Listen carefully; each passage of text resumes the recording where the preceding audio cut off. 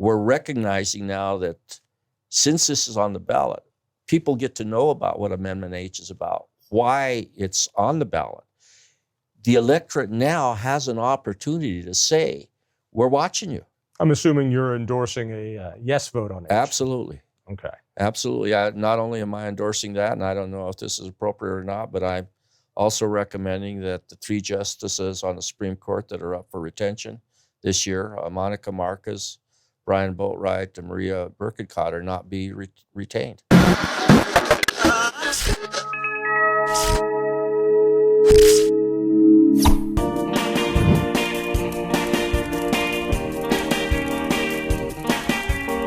Do we need some more accountability for judges? How do we get there? We're going to find out. But first, subscribe and like our channel. Click on that little bell icon for notifications and find the Devil's Advocate podcast on your favorite listening app. All right. Dennis Maes. Well, but first of all, how long have you been a judge? 24 years, John. 24 years, all in the same role? I was a district court judge for 24 years. The last 17 years, I was the chief judge of the 10th Judicial District, which is Pueblo County. Okay. And I want to add, you've been a lifelong Democrat. Is that right? That's correct. All right. So you and I look at the world differently, but we both have questions about how the courts work and what kind of accountability. I know this year people are going to be voting on, I think it's Proposition H. I'm not too sure what that does. It sounds like a good idea. What does it do? Okay. Amendment H addresses the disciplinary process for when judicial misconduct is at issue.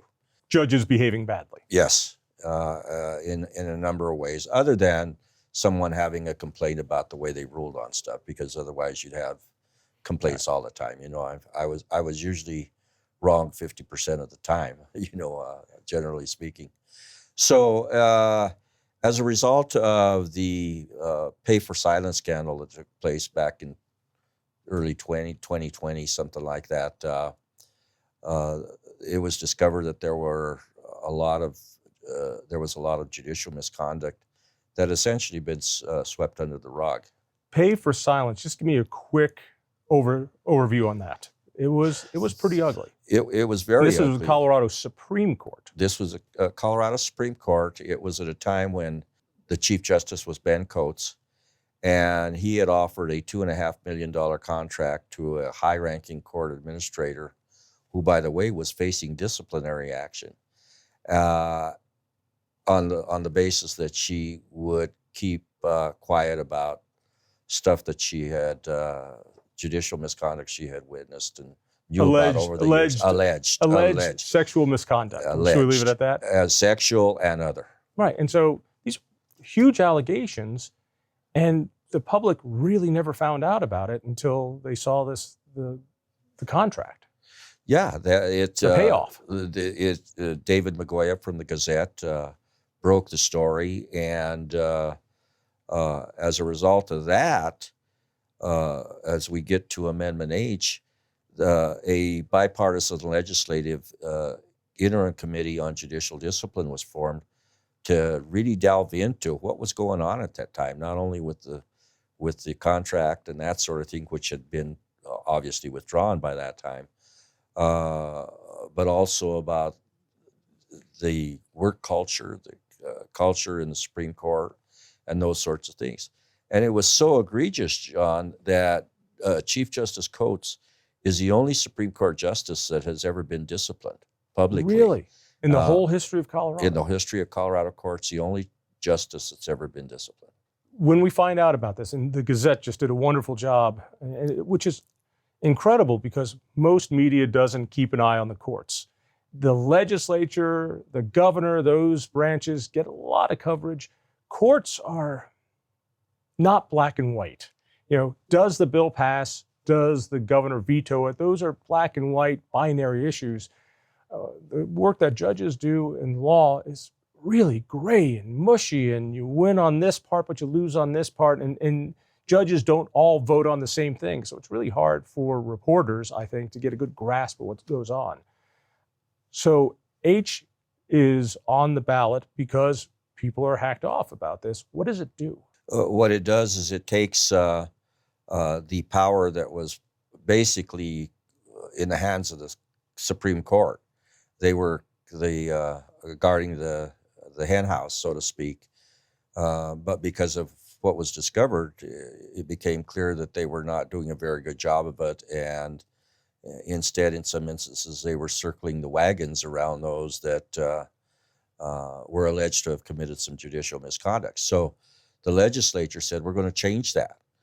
And now it's going to be an independent commission that is going to be composed of, I believe it is 12 individual members who, once a complaint is sent to the Commission on Judicial Discipline and is determined to need further investigation, these folks will be responsible for it. Let me see if I understand the current system. And the current system reminds me a little bit, and tell me if I've got this way off, a little bit of the sex scandal in the Catholic Church, in that you had the organization reviewing itself. Here you had the Supreme Court that's actually in charge of this committee for discipline, and they're in charge of that. So they're in charge of their own police officers to investigate them. Is that kind of the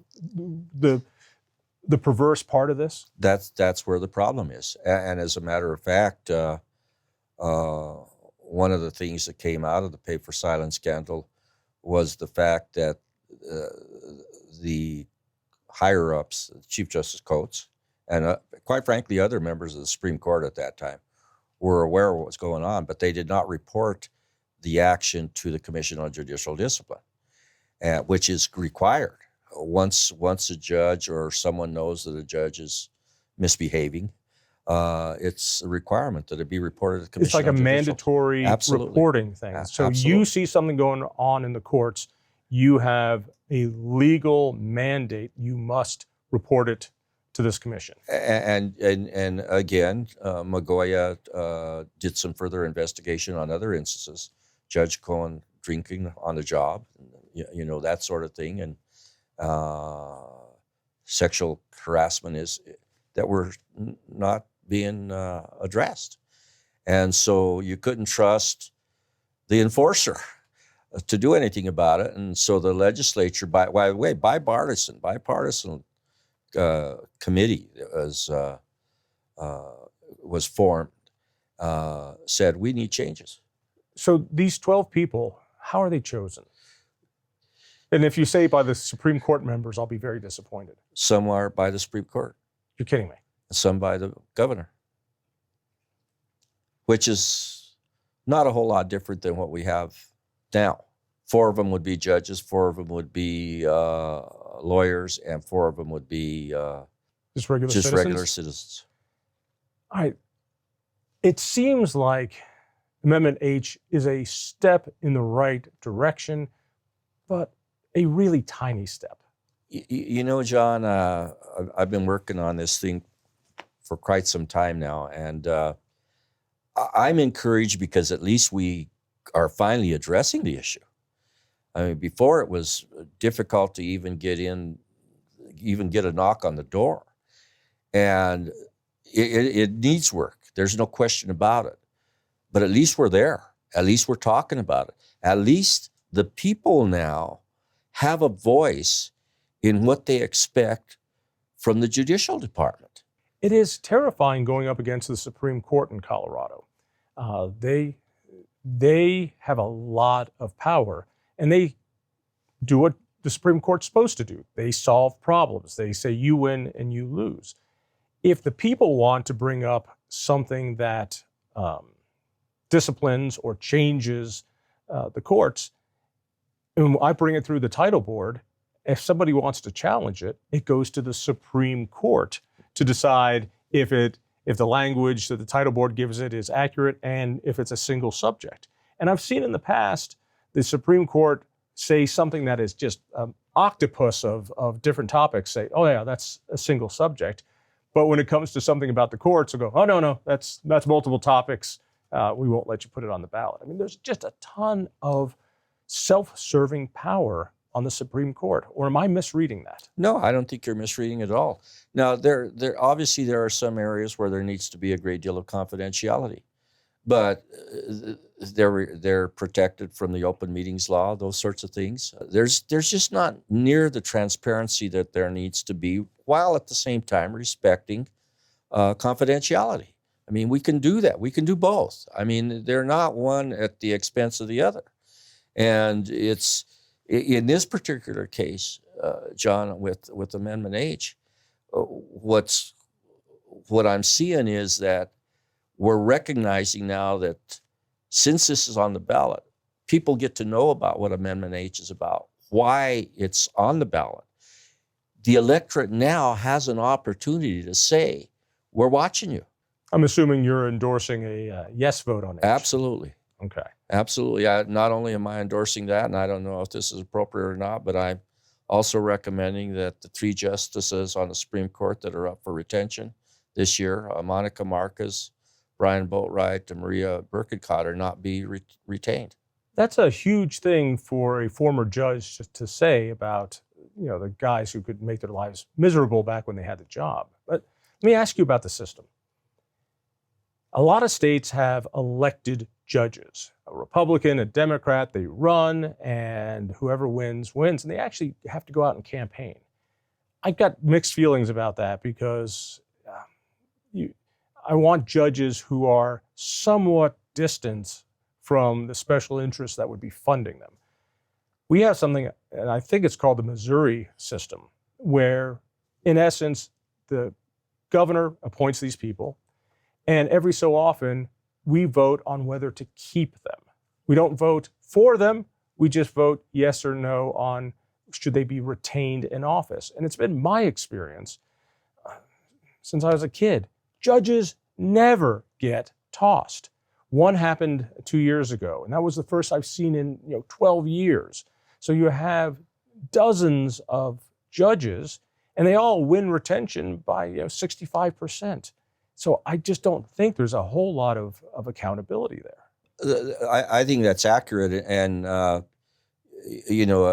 nice thing with being retired now, I could be somewhat of a hypocrite, and because I was subject to that system at one point in time, and had to face. I think I stood for 4 different retention periods, and stuff. One of the problems that we have, John, is that the system we have for informing the public about a judge's performance with regard to the various criteria that they're judged on is inadequate itself. For instance, there, don't hold me to this number, but there's something like 70 judges, I think, that were up for retention that failed to file a required financial disclosure statement. There was not one commission, and there are 22 judicial commissions plus the Supreme Court Commission. Not one judge, not one recommendation included the fact that these judges had failed to file their disclosure statement. Now, having said that, I'm not convinced that that alone should disqualify a judge from being retained in office. But that should be the people's choice. And it should be known. And it should be known. And not one commission in Colorado so elected reported officials have to do this so that people can see conflicts of interest. When you go to a judge, if you don't know how he's invested his money, you don't know what his interest is. And he could be ruling on something that affects him. Absolutely. It's another transparency issue again. Am I going to be going before a judge that is completely impartial and has no skin in the game in terms of the issue that I have before the court?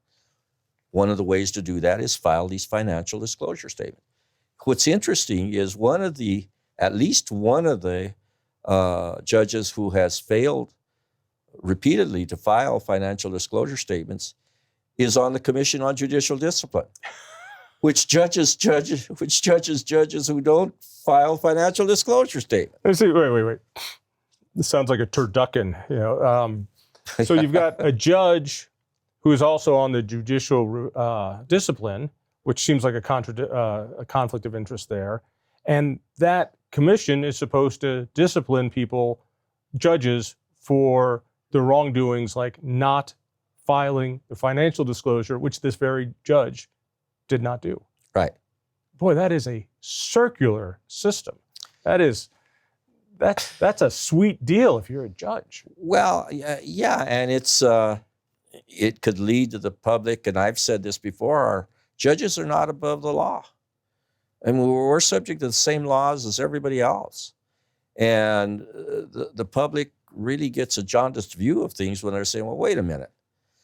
You're over here telling me that you're going to discipline this judge when you haven't even done what you're supposed to do?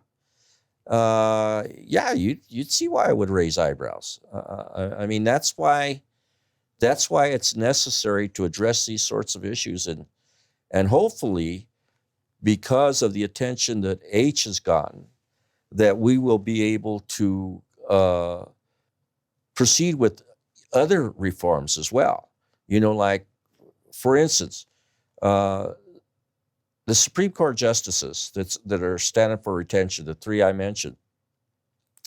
Last I looked, and again, don't hold me to this figure, but I think it's fairly accurate, the decision on whether or not they met the qualifications were made by 60 people that were interviewed. Now, this is the state of Colorado. Obviously, you and I, unless we had a case before the Supreme Court, we couldn't talk about whether they write concisely and they follow the law and that sort of thing. Are you talking about what turns out to be those blue book recommendations, which drive me nuts? Because if you really dive into your blue book, there is recommendations on how to vote on judges, and every single one recommends retaining the judge. So you got 60 people across the state, and all of them, according to this review committee, are aces and should be. There was not one, for instance, you're absolutely correct, except for one thing. There was one poor soul out there who one of the commission said no. Oh, really? Yeah, and I really haven't delved into it to see what was so egregious about this person. I mean, Did that person get retained? We don't know. We won't know until the end of the election. Okay, yeah. Got it. So what but John, let me suggest something else. Let me ask you a rhetorical question. Shouldn't the fact that Boatwright was serving and Marquez were serving and Burke and Cotter were serving at the time of the scandal, whether you draw your own conclusions about it is another thing, but shouldn't that have been reported? Don't you think the public, since 60 people responded, right? Don't you think the public should have said, oh, by the way, this unprecedented scandal took place during their thing? What do you think about it? That's not in the blue book. Well, if you go look at those blue book, every one of those folks is up for canonization, I think. So help me understand. Let me do two things. One, I vote no on all judges unless I know something personally about them. And the reason is because they're never even close on these retention battles. They all win by 65% plus. It's not a race. There's nothing there. I've never seen in my district anybody not be retained. If you're there, they do it. So my little protest is I vote no on all of them. And I'm sure as a judge you don't like that, but it doesn't seem to make any difference. I'm going to be somewhat hypocritical at this point in time, and I'm willing to admit it. I know a fair number of people that feel the same way you do, John. I'm going to tell you this right now is because I have now lost confidence in the information that has been submitted to the electorate by the judicial performance commissions. I'm either going to vote no on all of the judges I don't know, or I'm not going to vote at all. But I'm not going to vote yes, because I don't think at this point in time I can trust what the performance commissions are telling me. Now, the hypocritical part is there are 3 judges in my judicial district that are up for retention. Well, I know things about them. So I'm really do tell. Well, I mean, I know things about their judicial performance. I don't have any further information, but I know, for instance, that they seem to be doing a good job on the bench. That sort of thing. So I will use my independent judgment, but that's because I have much more information about them. Not that I know that so and so's Right. doing this or drinking or anything like that. It's just that, hey, as a judge, I think they've done. It used to be your office. Of course, you know Right, what yeah. goes on there. Yeah. So that's where I'm changing. I'm changing now. You're coming to the dark side. I like this. Well, I'm becoming skeptical about the information that I'm receiving because the three commissions that are involved with judges, in my opinion, are not doing the work that they're supposed to be So doing. help me understand this process. There's this Judicial Review Committee. They're the ones who recommend, and it goes in the Blue Book, a yes or no vote on retention. They don't seem to get into ideology or cases or the guy's philosophy on important issues. They talk about, was he nice to the people in his office? Was he good on time with his rulings?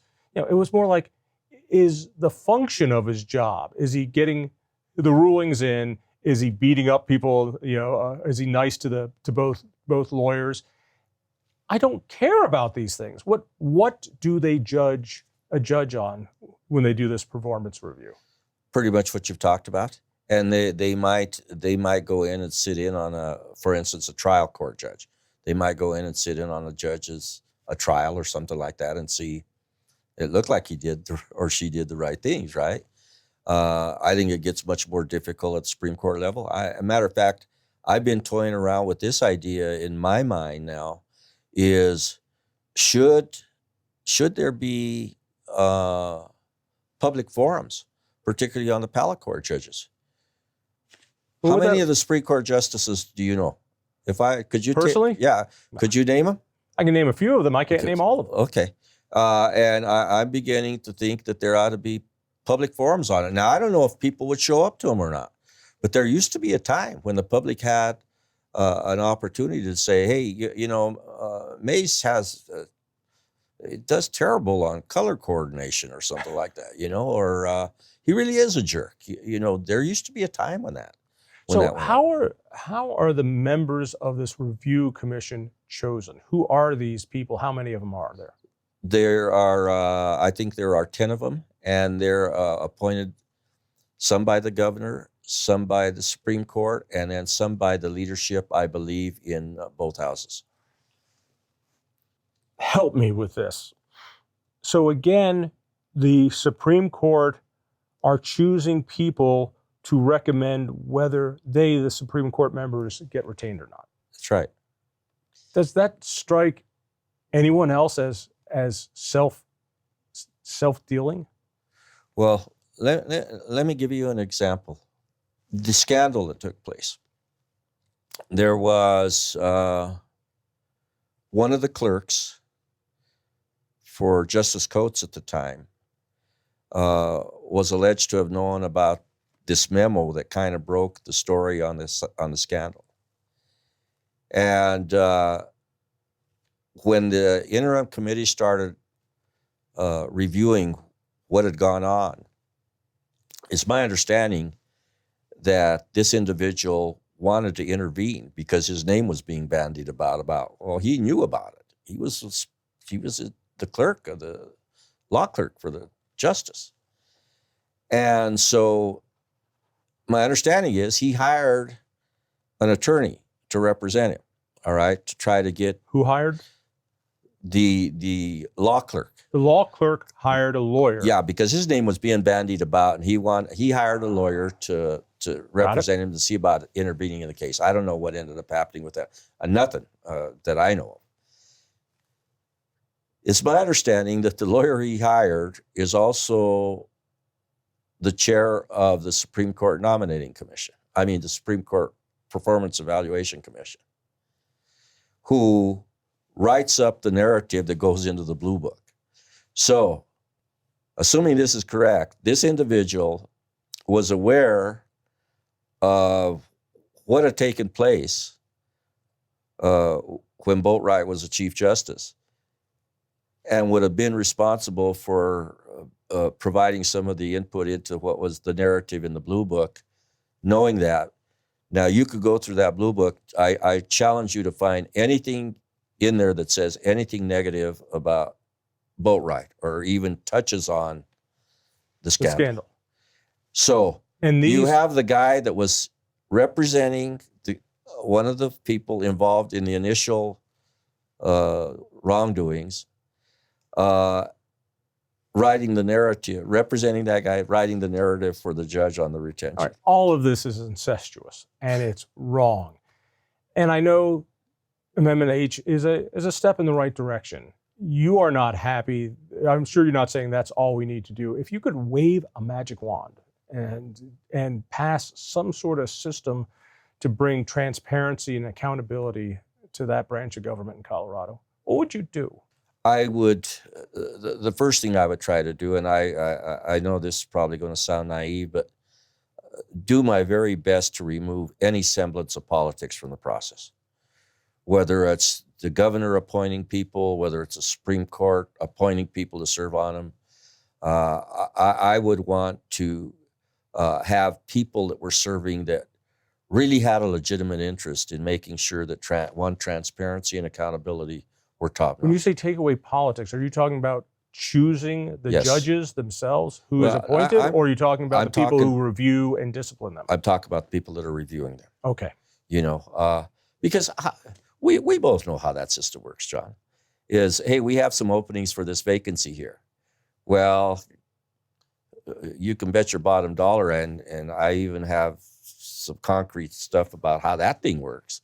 Politics enters into it. Of course, if the judge is a judge that rules your way or sees the world your way, and you might be a lawyer, you want to be on that commission, you want to make sure he stays in office, you want to make sure that the judge sees that the members of that commission have said nice things about him. And when those lawyers come up in front of that judge, I'm assuming that judge knows these are the guys on the review committee that put an evaluation of me. Well, and the other thing is if you're an appointing authority, all right, and I'm not saying anything about Polis directly, okay, but if you're the governor and you're going to run again, and somebody says, hey, Gov, I'd really like to serve on this particular commission. Oh, well, sure, absolutely. I mean. So how would you structure that to get the politics out of the review and discipline committees? That's the $1 million question, is where is that group of people out there in the community that we can bring together to say, look, our only goal is to make sure that we have a solid system that is based on ethical mores and is going to hold everybody accountable, and we're going to be transparent. And we're not going to be talking about, I know this person, if they get on there, they'll be this way and they'll be that way. That's the $64 million question, John. I really is. I mean, I wish I knew the answer to that, but that's the goal. I've pointed out in one of my articles that I've written before is the Commission on Judicial Discipline. The judges on that commission are appointed by the Chief Justice of the Supreme Court. David Prince was one of the judges on the Commission on Judicial Discipline. Very vocal critic about what had happened during the scandal. He was up for reappointment at the end of June of last year, and that reappointment would have to come from the Chief Justice, who was Brian Boatwright. And I even mentioned this when I testified before the interim committee, that I was looking to see whether or not there was going to be any retaliation. Well, Judge Prince was not reappointed by Boatwright. So in other words, I appointed you, you told the truth about what I was up to, I'm going to make sure you don't have this position again. I think that's a fair observation. Yeah, that's intimidation. That's retaliation. That's Absolutely. And what is the one thing that the courts are supposed to do? Protect against retaliation. right. It's crazy. Let me ask and this is on a different note. But somewhat the executive director of the Commission on Judicial Discipline at the time, Christopher Gregory, was very adamant about proceeding and trying to find out some of this information about the scandal. He informed, I believe it was the legislature, that he was concerned about these judges that had not filed financial disclosure statements. Within a matter of weeks, he was no longer the executive director of the Commission on Judicial Discipline. Was he canned? Was he not reappointed, or did he leave? I guess canned's the right word. I don't know that. You know how they say he's left the business. He's left the business. All right, so I mean, there's just so many examples of this. Let me jump to this. There are many states that have a system like Colorado, but they don't all have the same review and discipline system, which is obviously broken here. Would it be better to have direct election of judges? For me, that seems like the atomic bomb. That is like, all right, we're going to go nuclear. We're going to elect our judges. They're going to have to go out and campaign. They're going to have to go out and fundraise. They're going to have to go and talk to people and run a campaign. And part of me thinks, well, that would be okay. But I look at the states that do that, and I don't know if it's the best way. I'm just curious what you think. My answer is this. If we have the bodies that have oversight in the judicial process, if we have a legitimate, good system, no, I would not be in favor of electing judges. If we don't and we have the good old boy system, what's the difference? That's a great point. How about something like this? It just came to me. I know that certain industries in a state will have awards. You know, the broadcasters have their award, and the newspapers have their award. And so, who's going to judge? The Colorado Press Association and the broadcasters, who gets the little Emmy? What they do is they give it to somebody in another market to decide. So, somebody in Kansas, the group there looks at all the products here and decides, oh, this is the reporter of the year, or that's a broadcaster of the year. This is the station of the year. That way, there's nobody self-serving. I'm wondering if there's a way to do that here, where get people who have no chance of having anything to do with the outcome of rulings. That's a good starting point. I mean, when we talk about this really diverse group of people that are going to come in to do the right thing, that would be on the table to talk about. It's kind of curious, John, because if you'll look through the Blue Book on Amendment H, and the folks, particularly lawyers and other judges that are saying we don't need Amendment H because we already have a system. Judges are in the best, but they judge all the time, so they're the best people to have judging whether somebody. They really say that in the Blue Book. I'm paraphrasing, but go check it out and see. Fact check me. Yeah. But the point being is, oh really? Yeah. Where were you during this sex scandal? Yeah. What happens during these retaliation stories? Yeah. That's crazy. Well, it's self-preservation is what it amounts to, And I just talked to a gentleman a couple of days ago that has some concerns. He gave me a call because of this work I've been doing, and he has a beef going on, and he told me, I won't mention names, but he told me his lawyer's afraid to present the claims that he thinks are legitimate because they're worried about retaliation from the judge.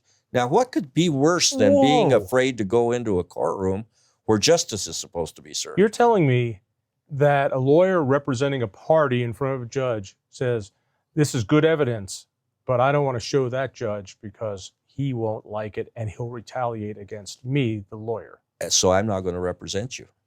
Wow. I mean, come on, give me some meat on that. Give me some names. Give me what it was. What kind of trial was it? I don't know the name of the lawyer. I know the name of the gentleman that talked to me, and you're not going to get it. But what letter does his name start with? It's one of the alphabet. Okay. I don't want to exaggerate this and say that that's the general feeling out there.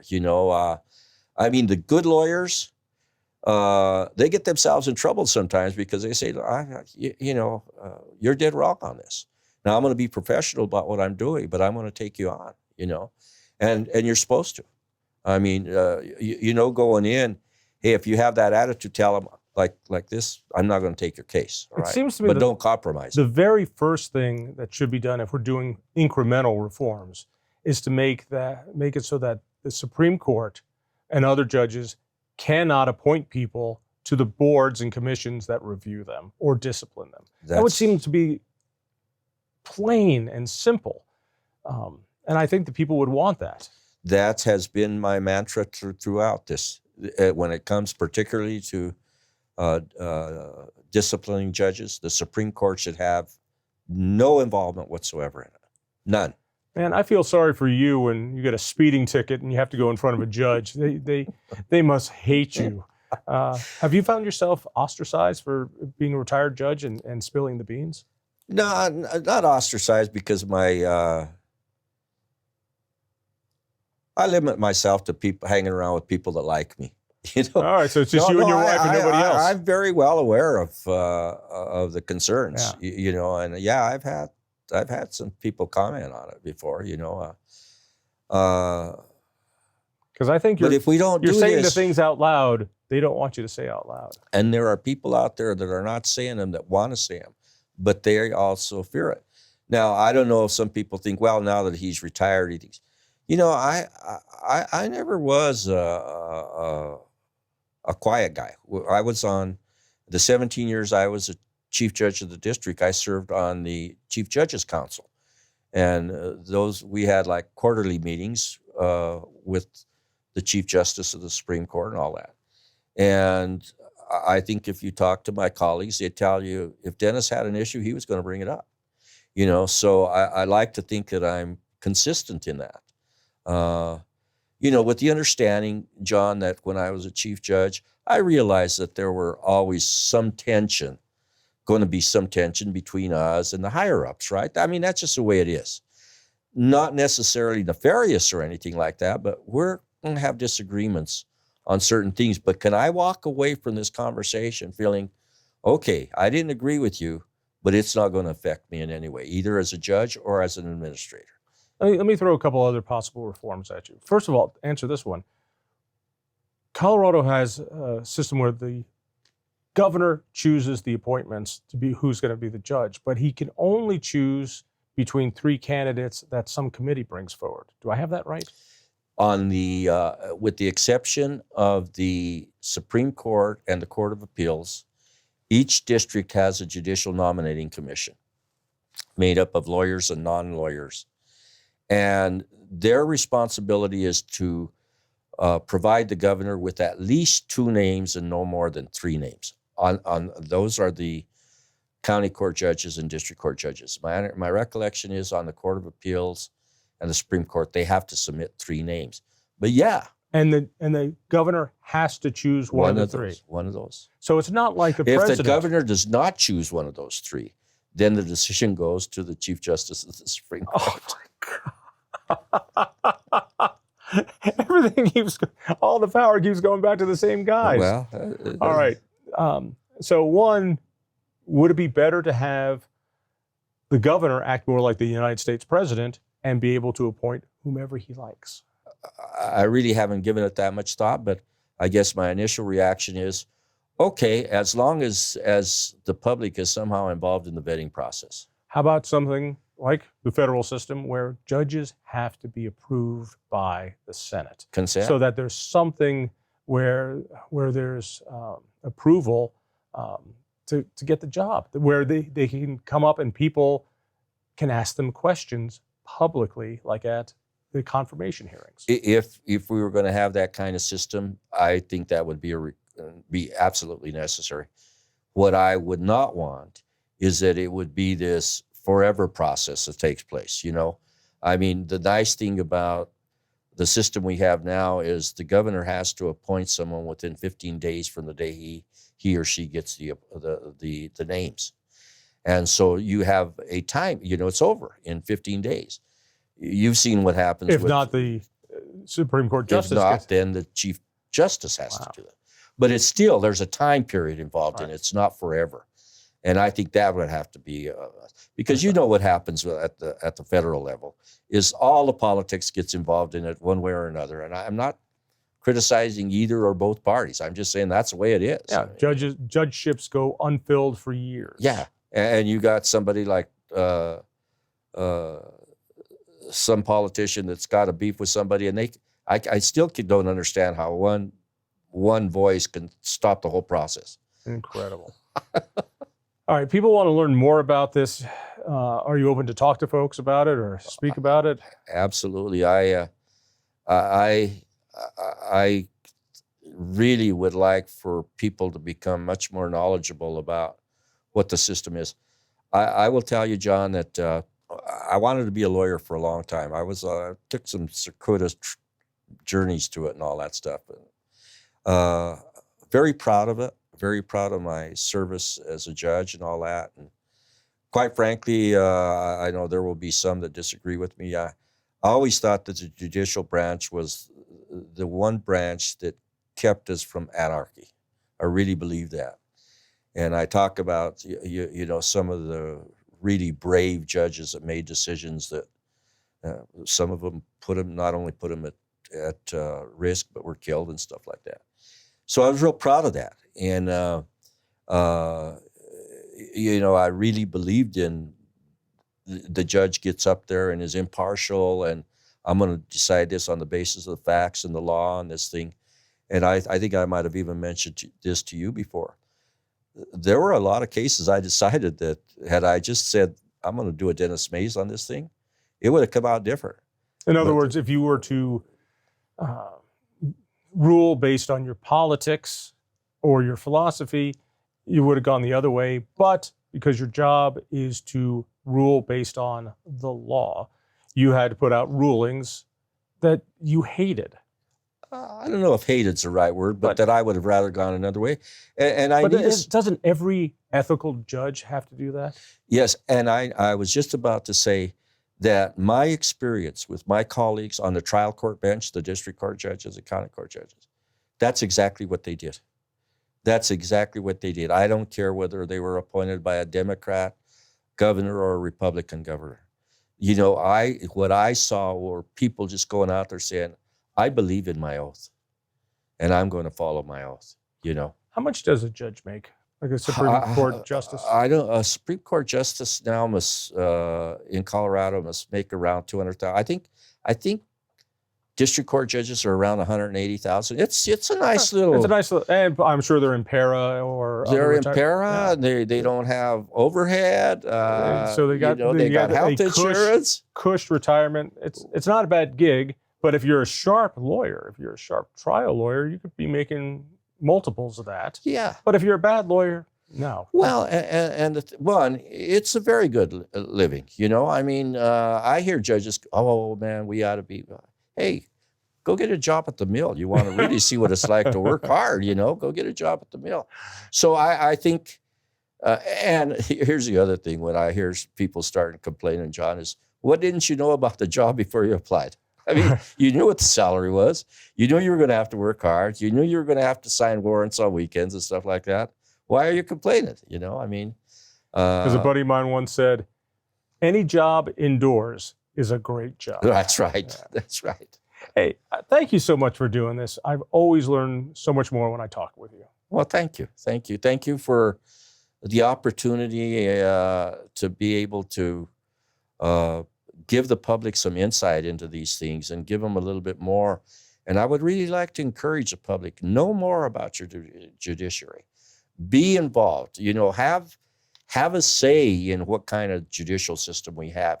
And you do that by educating yourself about all of these systems that we have going and keeping abreast of what's going on out there, because there's a lot going on out there. And also it takes, from my point of view, a lot of bravery to do what you're doing, which is to come out and say, there are things wrong in the system that I made my living in, and here they are. So thanks for doing that too. Well, you're welcome, but I will tell you, John, that no one's ever accused me of being smart. So, well, then I won't start. Okay, thank you. Thank you so much. Thank you. If you enjoyed that conversation, by all means, click one of these other great programs. We have the best conversations with the most fascinating Coloradans. And subscribe to our channel. Just click down below and hit that little bell button too. You don't want to miss a single show.